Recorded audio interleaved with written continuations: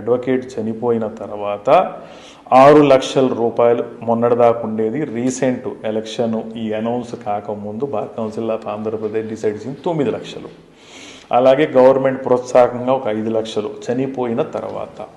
అలాగే కొంతమందికి తెలీదు అంటే మా వాళ్ళు ఒప్పుకోరు కాబట్టి బార్ కౌన్సిల్ ఆఫ్ ఇండియా తోటి 7,500 రూపాయలు లైఫ్ టైంలో ఒకసారి కట్టినట్టయితే 6,54,000 రూపాయలు ఆఫ్టర్ డెత్ వచ్చే పరిస్థితి. అంటే it accumulates to 20 lakhs.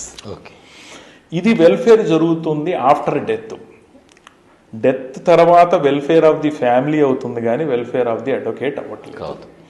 Welfare of the advocate అవ్వాలంటే నేను ఇవాళ నుంచి ప్రాక్టీస్ చెయ్యను అని నిర్ధారించుకున్నప్పుడు ఒక 15 years కంటిన్యూస్ ప్రాక్టీస్ ఉన్న ప్రతి అడ్వకేట్కి నేను క్విట్ అంటే ఆ 20 లక్షలు అందే అవకాశం ఉండాలనేది నా ముఖ్యమైన ఆలోచన.